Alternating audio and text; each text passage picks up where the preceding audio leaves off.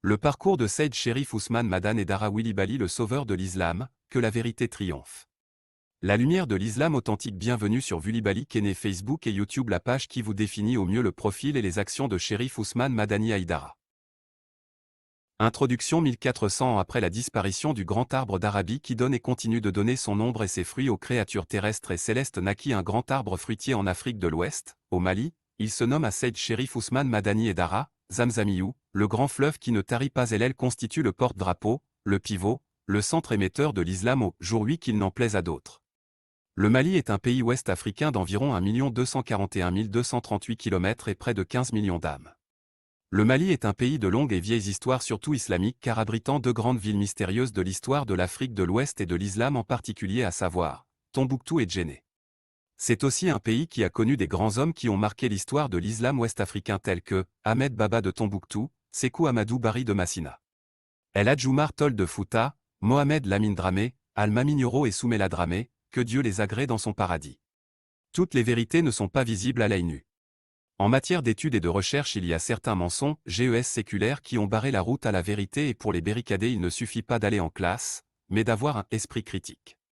L'islam a connu des moments très difficiles de son histoire après la disparition du prophète, paix et salut de Dieu sur lui et sa famille, et ce qui lui a valu cette division Samori Touré, Cheikh Amaoulaou de multiforme. Que la vérité triomphe, c'est l'expression que le shérif a prônée depuis le début de ses prêches et jusqu'aujourd'hui. La vérité continue de triompher. Comme toutes les religions monothéistes, l'islam a aussi connu une immixtion des pouvoirs publics.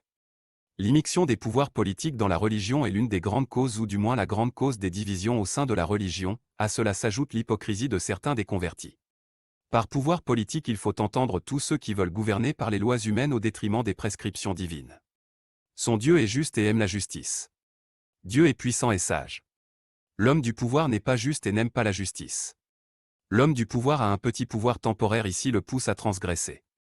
Cette haine du pouvoir politique vis-à-vis de la religion s'est située à l'endroit de presque tous les messagers de Dieu, paix et salut de Dieu sur eux. Certains juifs ont une fois décidé d'aller se convertir à l'islam pour ensuite se retirer, en évoquant comme cause de leur retrait de la fausseté du message apporté par le prophète et le fait que le prophète racontait des histoires. D'autres se sont convertis par crainte de l'épée ou pour des ambitions personnelles.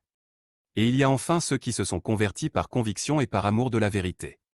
Du vivant du prophète, PSL, il y avait deux groupes parmi ces sentis, les croyants et les hypocrites. Messager, et Allah atteste que les hypocrites sont assurément des menteurs. Sourate 63 verset I. Mon frère, ma sœur, ces hypocrites qui ont vécu avec le prophète, PSL, avec toute la haine qu'il avait à son avec en main sur lui de son vivant, et ont encore menti sur lui après. Ils ont tenté de diviser les musulmans du vivant du prophète, PSL, et l'ont obtenu après son décès. Ils ont assassiné les descendants du prophète et tous ceux qui voulaient ramener la religion à sa vision initiale.